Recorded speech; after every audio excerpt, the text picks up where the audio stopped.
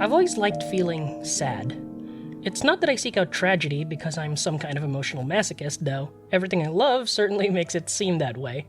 Oyasumi Punpun, Bojack Horseman, Goodbye Eri, Omori, the kind of media that makes you want to check if your friend's planning to go skydiving without a parachute anytime soon. But I don't actually read these stories to make myself feel bad. Oh, don't get me wrong, all the examples I shared destroyed me, but in a way that I truly appreciate. For me, feeling sad makes me appreciate life that much more. I like feeling sad because it means I still feel the loss of something important to me. It reminds me that I still care. I played Until Then because, as I just mentioned, I adore bittersweet media. From the first hour alone, I could feel the passion and talent poured into this Filipino-made indie game. Through the eyes of a depressed teenager, Until Then introduces the player to different corners of the Philippines. Whether that's the mundane chaos of poor Filipino streets, gaudy holiday fiestas, or storm-ravaged schools turned into makeshift refugee centers, Until Then paints a blunt yet beautiful reality of Filipino life that makes the game so unique in its aesthetic. For me, it has always been the shared experience. That may be within the team, our friends, families, etc. It's hard to pinpoint what looks Filipino, but one way or another, we will find something that we can relate to, even though we all live differently. That could be how we arrange our stuff, how we react, and how things look like in the places we go. We've been colonized and influenced so much that we've created a diverse culture, which is what we want to represent, visually. As Mark Borja, the player must navigate the daily struggles of the average Filipino teen.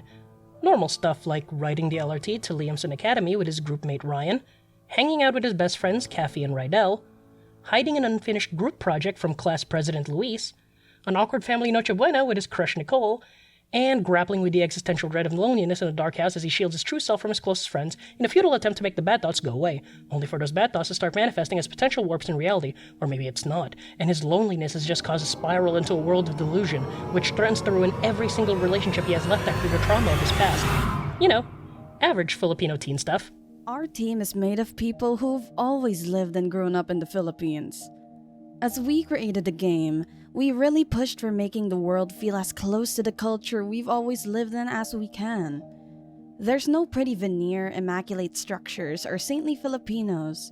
We present it as we've lived it. Houses feel weathered, offices can feel highly modern, children are rowdy, and roosters will crow regardless of how emotional Mark is at the time. Showing cultural references is more of the team wanting to reflect our day-to-day in the game's aesthetic and sounds than a conscious decision to make things look as Filipino and diverse as possible. Dialogue is the pandesal and dairy cream of Until Then, so to speak, but it's not all through face-to-face conversations. Many of the game's crucial moments happen through an in-game messenger app. Players must mash keys on the keyboard to type out messages, simulating the feel of an actual online conversation. Sometimes the game purposefully leaves the player hanging while the other characters type out a long message. Other times, Mark will type out a rant of his own, only to decide seconds later to delete it as he cringes away from being too real.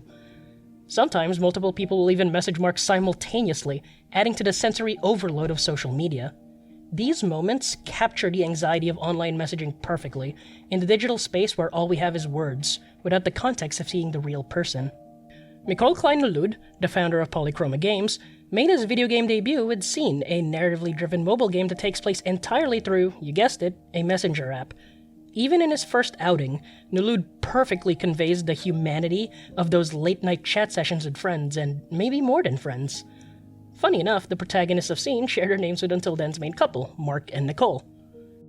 Social media as a narrative tool, even if it's used passively and not as a hard mechanic, where you need to do something in it to progress, made sense for the setting of the game. It's set in 2014, and in real life. I fondly remember my classmates getting their first smartphones, and everyone became much more active on Facebook. Sure, you don't need to read the posts in-game to appreciate the main storyline, but if you choose to, I think it makes for a richer experience where you feel like you're in this lived-in fictional world. Until Then's social media sections quickly expand into a parody of Facebook, complete with a mishmash of mundane selfies, milestones, memes, and cripplingly depressing news reports. You can also like pictures, share posts, and even leave comments, which some characters will acknowledge if you meet them in the game. Until Then's fascination with social media makes it feel contemporary, yet it never feels dated. If anything, it feels more like a period piece of the mid-2010s, when social media really started to kick off. Another wildly important aspect of Until Then's story that's casually dropped through social media is the ruling. The apocalyptic event saw every conceivable natural disaster hit the world all at once, a veritable rapture with death toll so high people called it the end of the world. Only, the world didn't actually end. People witnessed the cataclysmic wrath of nature, but many didn't die. Faced with inconceivable damage, the remainder of humanity had to make the most of what was left and try to return to normalcy. The game does eventually share all these later in the narrative, by the way, but the fact that it's just dropped without fanfare in a missable social media section highlights just how apathetic people have become to world-changing events. You can feel it in our world. We're in one of the most politically, economically, and natural disastery periods of modern history, but we're all still on YouTube watching overly long video essays about obscure indie Filipino games. Think about it. COVID-19 technically never ended, we just moved on. People called World War I the war to end all wars, and that had a sequel barely 2 decades later. After the worst has happened, those who lived have to somehow move on, and the most effective way to do so is ignoring it. That's why I love how Until Then uses social media. It brilliantly provides lore about the wider world beyond Mark's personal experiences. Until Then is truly the Dark Souls of Filipino visual novel. A gripe I've always had with the portrayal of Filipino culture in the media is how much sugarcoating there is. Barring gritty indie movies, filmmakers usually depict the Philippines as a bastion of friendliness, hospitality, a country of people going through hardships with a nice smile. It's an excuse to shy away from the troubling realities of third world life, especially for those living in poverty or impacted by natural disasters. When there's a catastrophe, we say resilience. We're strong. We don't really admit that this is hard, this is bad. And you could see that in Kathy's story. How she's so desperately trying to show that she's okay. She's strong. You see that a bit in Mark's story where he's just pure denial. I wanted to reflect on that and how, there's nothing wrong with being happy and strong, but there needs to be a space for grief in the culture too. Until Then honestly confronts the struggles faced by the modern Filipino teen. Mark Borja is the only child of OFW parents who worked abroad to provide him with a future they never had. The game even begins with an email from Mark's father saying he sent over money and apologizing for not being there. The instability of the country's economy can tear apart families who otherwise wanted to stay together. It's worth noting that much of Until Then's development happened during COVID-19. I can't help but feel that the team tapped into their own experiences when depicting Mark's isolation. At the end of each day, the player guides Mark through a dark house. They can kill time with video games, cold dinners, or browse the internet on the phone. Regardless of what they do, Mark always ends it the same way. Alone. Active development of the project began around the onset of the COVID-19 pandemic, during which there were criticisms of the government's response and plans. I wanted this to be heard, not just the local response to COVID-19, but the disasters in general. Interacting with the romanticization of Filipino resilience and how it relates to this teenage boy, who seemingly isn't affected by any of this, until he is. Isolation inevitably leads people to reflect on every moment of their lives, every thought, every dream. You go through so many emotions, reliving one moment after the other. It's like I felt everything there is to feel. And by the end, you have nothing left to give, no emotions left to unpack. You stare at the ceiling and wonder if these same thoughts will return. After a certain point, you start to wonder why you bother wondering. From this point on, I will be talking about what I consider heavy spoilers for Until Then's story. If you haven't played the game and are fascinated by everything you've heard so far, I urge you to pick it up and experience it for yourself. That said, if you've played a video game already and want some new perspectives, or just want something to play in the background while you play LEGO Fortnite or something, let's get back to the video. Nicole, the other protagonist of Until Then, was once a privileged child with famous parents and a bright musical career ahead of her. All that changed when natural disasters ravaged Nicole's hometown, displacing hundreds of thousands of people. Her childhood best friend, Jake, unfortunately went missing during the ruling and was never found again. Her family has to start from scratch in a new town, traumatized by everything they've lost. Even reconnecting with Jake's sister, Kate, ends in tears.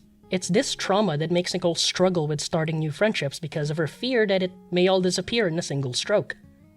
As I was working on this video, two things happened. In July 2024, I went on a date with my girlfriend. It was a typical date for us, though. She did mention her immigrant visa may be approved soon.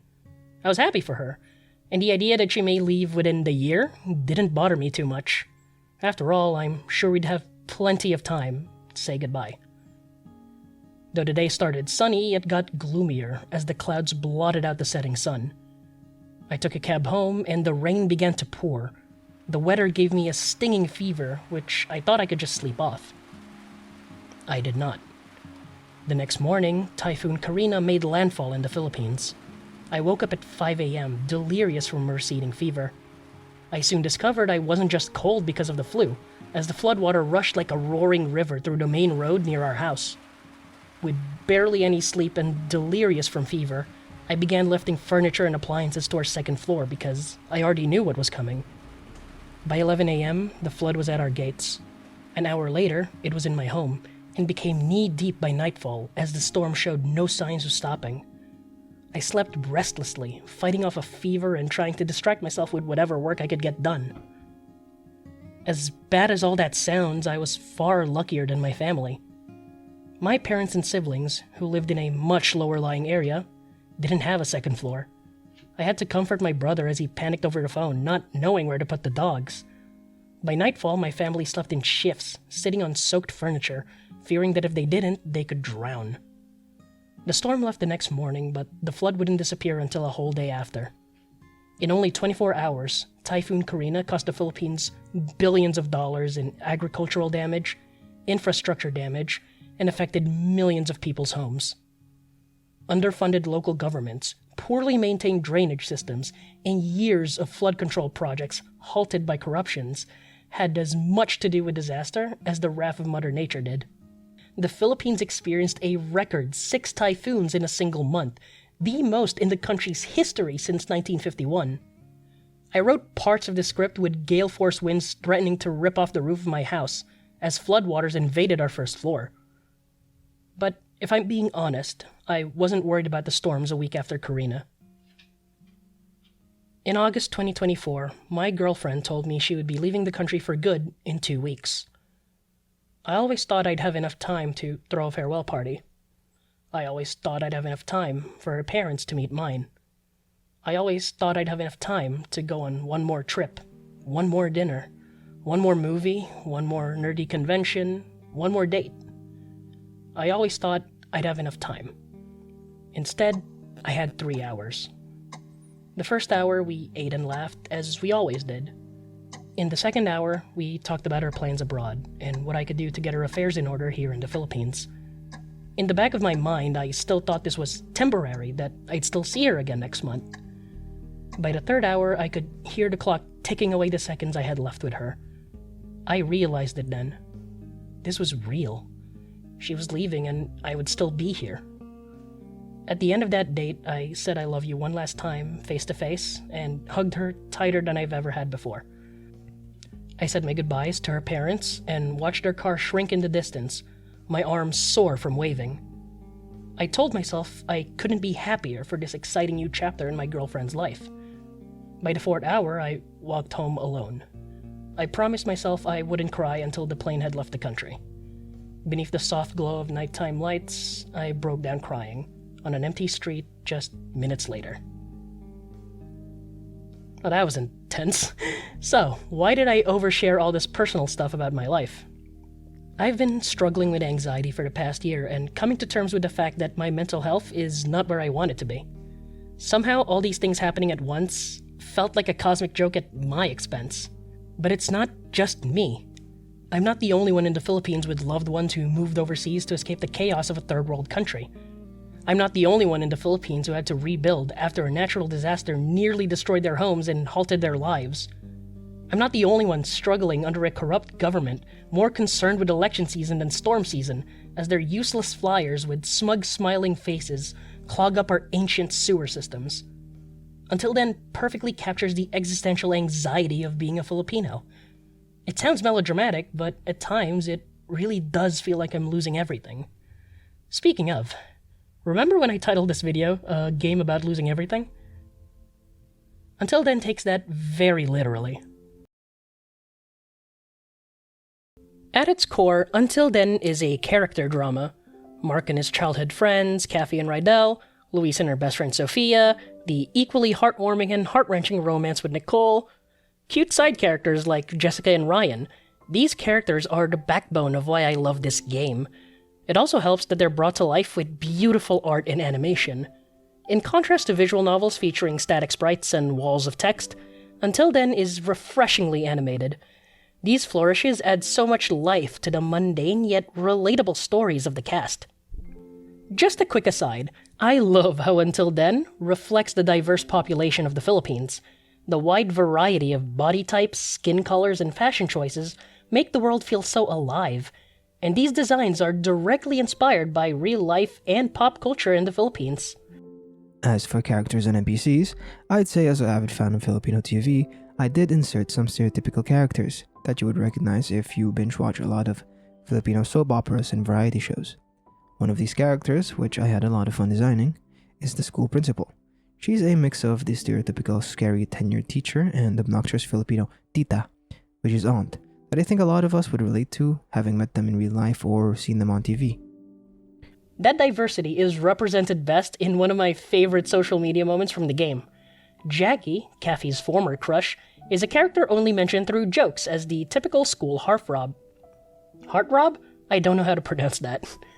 During the Christmas chapter, Jaggy updates his profile picture with a pride flag, coming out publicly for the first time.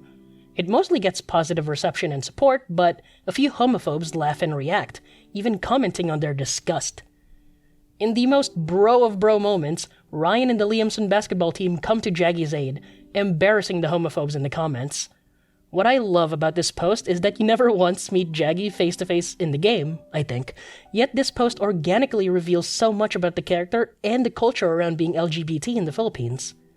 It's a pretty big deal for Ryan, a basketball player, to be openly supportive of his queer teammate, especially in 2015 when that wasn't quite as widely accepted in the Philippines yet. Whether it's Jaggy or Kathy, Until Then does a fantastic job of representing queer folk while acknowledging that, yes, bigots still exist in our very Catholic country. For me, I wasn't afraid of alienating anyone. I wanted to help design a world that was so unapologetically Filipino and full of references only Pinoys would get, because the more distinct it was, the more immersive it would be. It's the same way with how JRPGs would leave the kanji untranslated in their locales, or keep the names of people and traditions Japanese, because they were meant to immerse the unfamiliar player in something truly authentic. These references in Until Then weren't meant to alienate, but they were meant to draw non-Filipinos into becoming excited about an underrepresented culture. Returning to our state-mandated heterosexual romance, Mark and Nicole's Will They Won't They can give any Makoto Shinkai story a run for its money. Sure, it's trophy, but who said love had to be? This is a Filipino love story between dumb teenagers, of course it's gonna have all the hits and angst. Even so, there's a generally tragic story beneath the romance. Mark and Nicole didn't know it when they first clashed, but they both lost people important to them during the ruling. That trauma shaped them into the people they are, for good and definitely for worse. Nicole starts as an optimistic and cheery girl, but becomes more reclusive and somber as the game goes on. Meanwhile, Mark becomes more emotionally open and happy. As they get closer, they become more comfortable sharing the parts of themselves they hide deep down. The sheer coincidence of Mark playing Nicole's composition from the heart, and that being the seeds for their relationship, despite never having met her before, also hints at the story's more supernatural elements, but we'll get back to that later. The middle parts of the game primarily focus on Mark training for his audition for the piano club, and Nicole graciously offers to tutor him. Music is one of the few things that Mark and Nicole adore, but it's also clear it brings them both so much pain. While the piano reminds Mark of his overseas mom, it reminds Nicole of her childhood friend, Jake. As I said before, Jake disappeared during the ruling, and this is the trigger event for Nicole's trauma. The lack of closure with her closest friend in the world defines Nicole, and her chapters explore that in depth. If I had to pick my favorite scene from Until Then, the scene that sold me on its story, it would be the hometown visit. The build-up is a masterclass of shifting tones. At first, it's a cute date, a veritable feast of scenes for more Cole shippers to make AMVs out of, wink wink wink.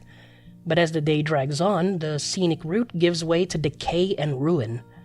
Mark desperately tries to find Nicole, as the supernatural elements pop up again, Mark fearing that she's disappeared like so many others.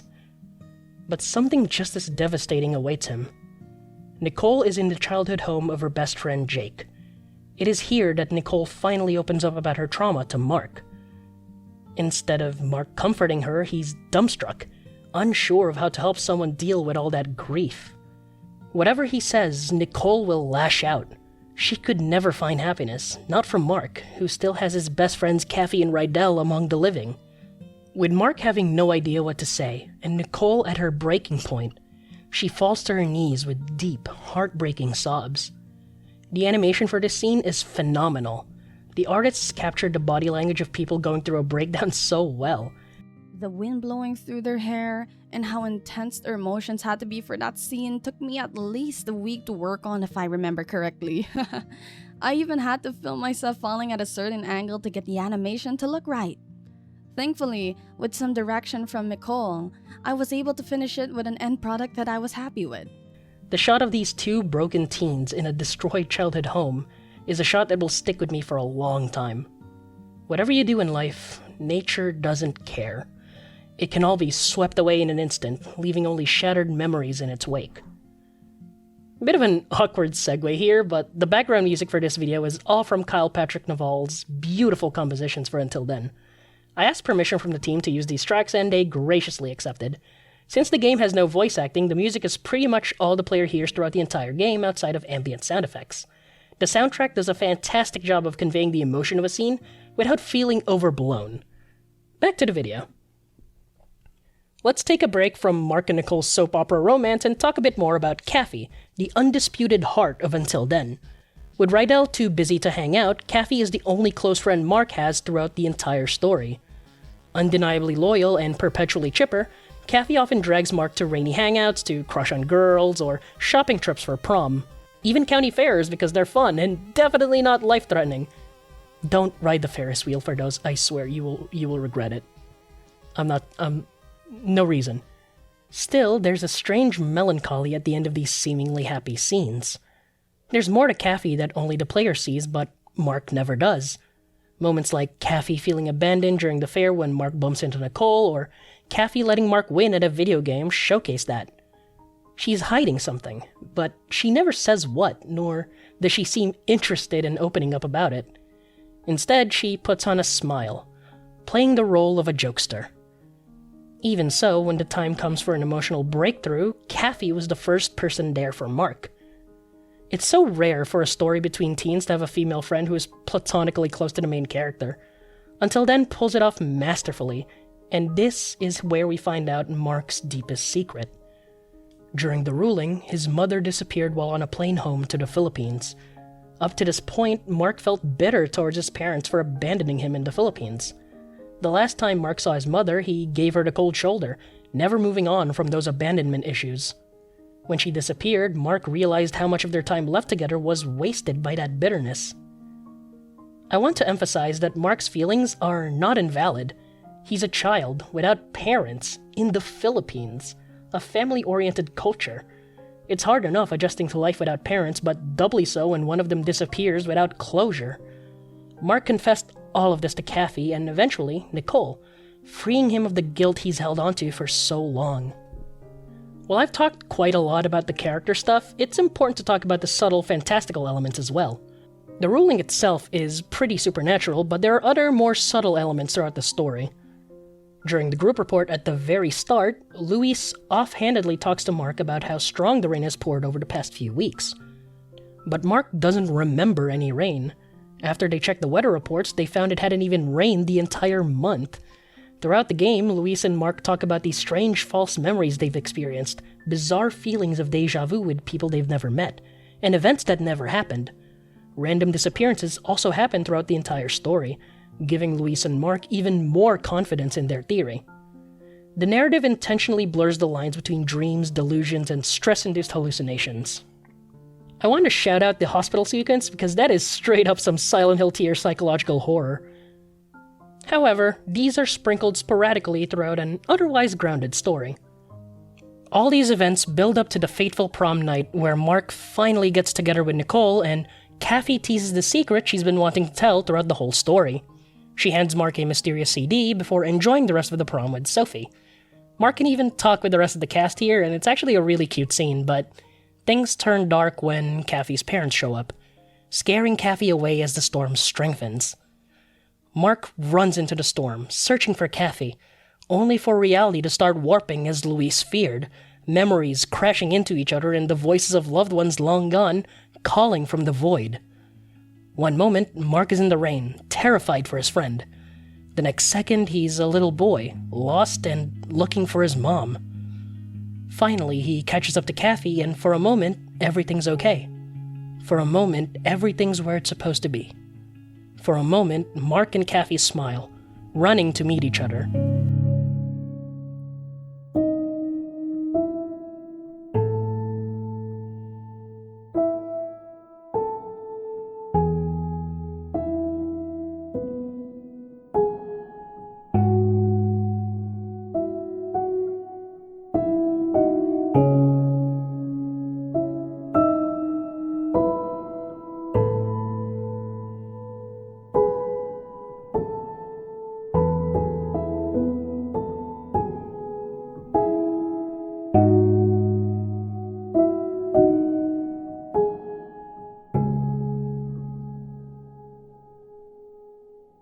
She's gone. Lovable, loyal, goofy Kathy, Mark's closest friend in the whole world, dies.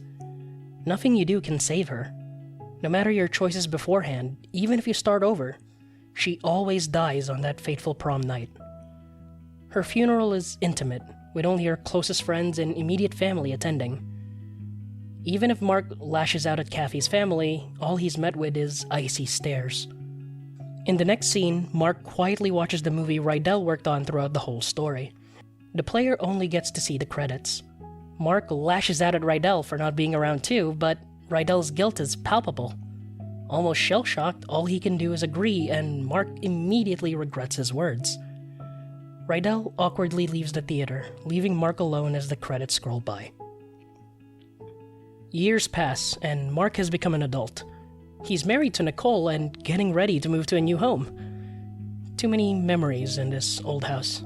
While looking through his belongings, Mark finds the CD that Kathy gave him all those years ago. Kathy shares secrets she never got to say. Kathy apologizes for not speaking up sooner. Kathy gleefully talks about the futures of everyone that she loves. Glimpses of everyone in the cast achieving their dreams or just living their life like they always have flash through Mark's eyes. Then Kathy talks about her future. She talks about it excitedly, wondering if her baking thing will take off or if she'll find some other passion to pour her heart into. She no longer wants to be left behind and promises to run towards the future together with her friends. There are no flashes of what could have been here. No glimpses of the future she's lost. Only darkness and a young, sad girl's eulogy for herself. Needless to say, the CD destroyed me. The build-up to Kathy's monologue is such a gut punch. Mark and Nicole overcome their trauma and find new meaning in life through each other, yet, in all that time, Kathy suffered in silence. The story doesn't blame anybody in the cast for not noticing the signs with Kathy. Spotting the signs of depression and abuse is not easy. The way Kathy is animated even reflects that, with intentionally explosive and joyful movements. It makes those few quiet moments with her hit even harder in retrospect. Everyone has something going on, and we all do the best that we can. Until Then shows a lot of empathy not just to victims of abuse, but also to the loved ones of said victims. Just when Kathy is ready to start her journey, she loses everything. She leaves behind friends whose lives are forever touched by her warmth.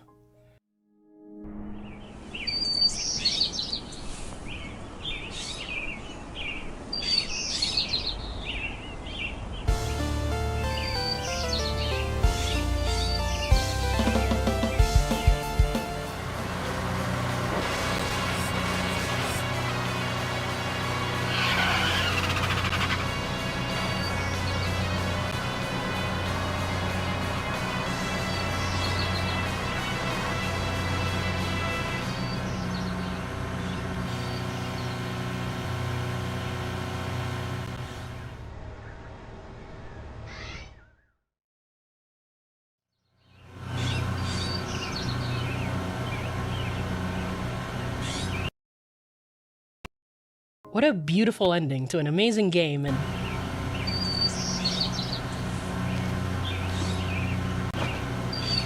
Wait.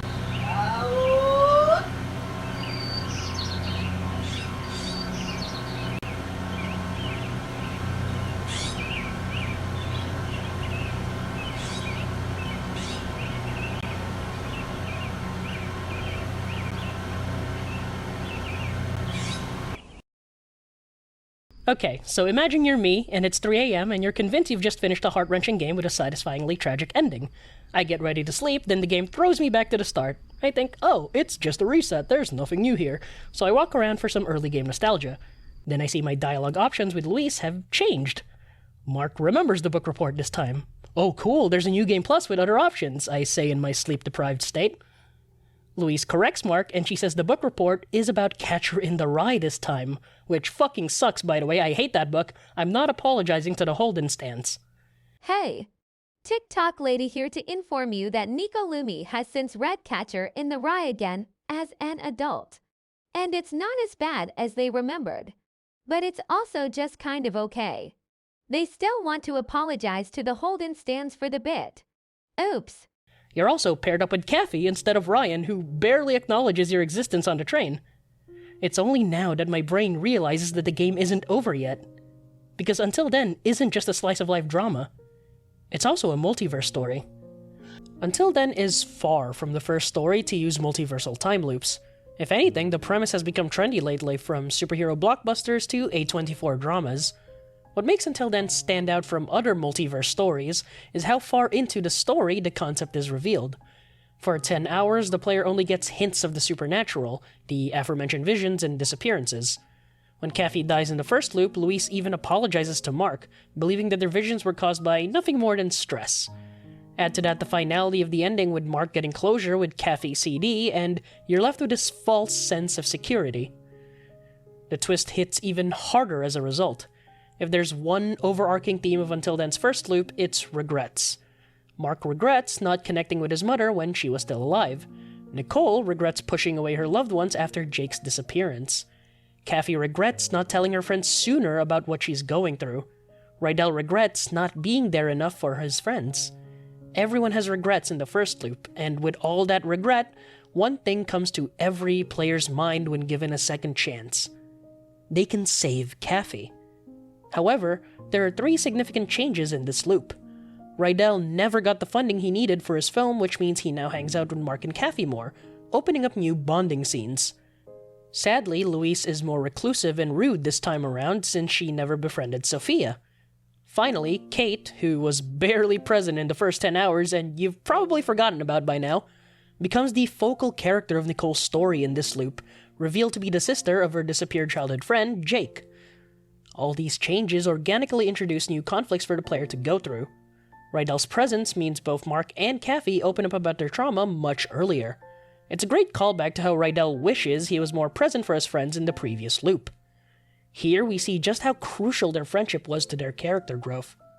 We also see how the loss of certain friendships can change people drastically. Luis is colder in this loop because she never had the spunky Sophia breaking down her walls.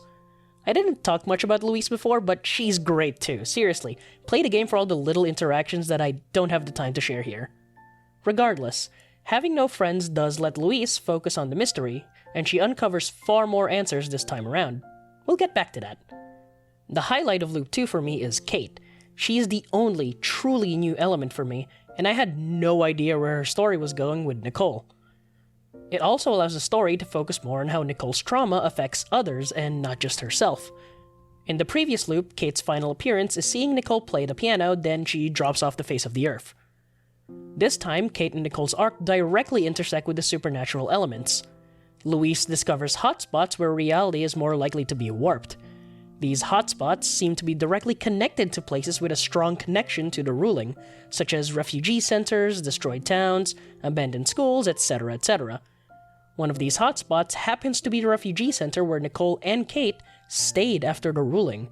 Side note, the refugee center looks uncomfortably close to a school near my childhood home. Please don't stalk me. Luis tags along to study the phenomenon while Nicole looks for a photo collage she meant to give to Kate before they're falling out. That's when things really get out of hand. Whether you successfully get the photo book or not in this reality-warped hellscape doesn't matter.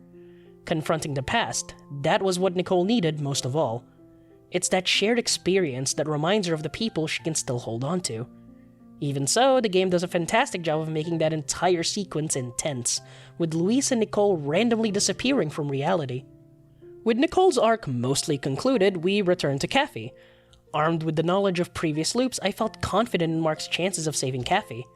After all, Mark now knows that Kathy has issues at home, and they also get to help Rydell fund his movie this time around. On prom night, Luis, Nicole, and Mark are vigilant, making sure that everyone they care about is within reach. Sadly, the same thing happens on prom night. Kathy runs off, and Mark chases after her. Luis, in a panic, chases after Mark too, to ensure he doesn't disappear. Mark catches up to Kathy. A truck speeds down a dark, misty road. Luis's eyes widen in shock. Kathy disappears before the truck's impact. And so does Luis. Mark is at his worst by the end of this loop. With the loss of 2 close friends, he pushes away Rydell, Nicole, his father, and everyone else in his life. He throws himself into finding answers for the loop, much like how Nicole became obsessed with Jake's disappearance. And that's where the second loop ends, on an even more depressing note than the first loop. Typically, time loop stories would begin with the characters at their worst. Stories like Groundhog Day, Edge of Tomorrow, and Everything Everywhere All at Once show the characters getting better with each loop, learning more about themselves and the people around them, to ultimately become better people. Tragically, Mark and Nicole's loops always seem to end with the loss of people they love, regardless of their journey. So it goes. The third act of the game is the shortest and, fittingly, the most chaotic. In the third loop, Mark regains his memories of previous loops, and so does Nicole. In one of these loops, Luis suggests that the more time Mark and Nicole spend with each other, the more warped reality becomes. She suggests that they stay away from each other to stop things from getting worse. At this point, Mark and Nicole know each other through so many lifetimes. They know each other more than they know themselves. Even so, the couple selflessly decide to stay apart, in a bid to stop reality from collapsing in on itself. But fate has other plans for them. No matter what they do, they end up together. The world breaks, Kathy disappears, Luis disappears, Ryan disappears, Rydell disappears. It doesn't matter. The loop starts over, again, and again, and again, and again, and again, and again. There's no end in sight, and the world gets worse with every reset. That's when Mark and Nicole decide to embrace the chaos. If staying apart doesn't work, then maybe it's time to let things run their natural course. In each loop, they begin to look for each other. They actively perform the resets, even as each reality gets worse than the last. I love how uncomfortable these scenes are. Even though Mark and Nicole have known each other for so many lifetimes over, there's still an uncomfortable edge to direct eye contact, especially with both of them so stressed out. These intense stare-downs were some of the hardest scenes to animate for Until Then. After each stare-down, their memories bleed together, each experiencing the other's happiest and saddest memories. Every time they meet, in each loop, they understand each other a little bit more than they did the last time. All of this comes at the cost of reality itself. Eventually, Mark and Nicole do lose everything, even each other. They stand in an infinite void, surrounded by nothing but darkness. Until the memories return, and the void becomes alight with bits and pieces of nostalgia. Mark and Nicole still can't see each other, but they know they're close. Eventually, they do find someone important to them, but not in the way they think. I've never seen a story handle trauma and catharsis quite like Until Then. I can't even put into words how it made me feel when I realized that Mark and Nicole were going through the other's trauma instead of their own, but I'll try. A person can relive their worst experiences thousands of times, yet a set of fresh eyes can see things that their grief would never allow. Until Then was never about Mark and Nicole reuniting with the people they lost. It's about holding on to the people you still have. The final meeting between Miss Borja and Nicole, between Jake and Mark, hammers this home even further. Mark and Nicole bonded through the pain of losing someone they loved. They pushed away those closest to them, stubbornly clinging to the past. Mark never met Jake. Nicole never met Miss Borja. Yet when they finally do, it's so cathartic because it gives the spirits a chance to say thank you. Thank you to Mark, who made the lonely Nicole move on from her past trauma and rediscover her love of music, reconnect with old friends. Thank you to Nicole, who made Mark appreciate just how important friendships were, and to never take for granted the loved ones they still have. The bittersweet irony is that the trauma that defined them for so long is what made them so close in the first place. Ultimately, Luis was right. To move on, Mark and Nicole should never have met. And that's exactly what happens. In the epilogue, they finally got the closure they desperately sought. Yet that closure sets them on a path where they never meet. 100 lifetimes lived, yet it's the last one together that would finally heal them. It's funny, isn't it? You can meet someone countless times, to the point that their presence feels routine. But it's always the last time that hurts most. Maybe they're off to another country. Maybe they just stopped talking gradually over the course of years. Maybe they passed away, yet sometimes you swear that you can still hear their voice. Only after losing everything, quite literally, did Mark and Nicole gain the courage to open their eyes and see that everything's not gone forever. Even if it feels like the world has ended, there's always tomorrow. I love this ending. Some people may interpret this as a sacrifice, but I personally don't see it that way. Every life they've lived was real. They've married, they've fought, they've cried, they've laughed, and they've lived. They've died, and it all matters. Even if the memories don't exist anymore, the experiences remain. It made them into the best versions of themselves they could possibly be. Nicole's song is called Time is Tearing Us Apart, a sorrowful piece meant to evoke memories of times gone by. Ironically, that same bittersweet song connects Mark and Nicole across time and space. Whatever life he lives from now on, Mark will always treasure the memory of his mother playing Nicole's song. And who knows? Maybe one day a young man will play a certain song on the piano at a quiet cafe, and a strangely familiar girl will approach, asking him where he heard it, just like she's done 100 lifetimes before.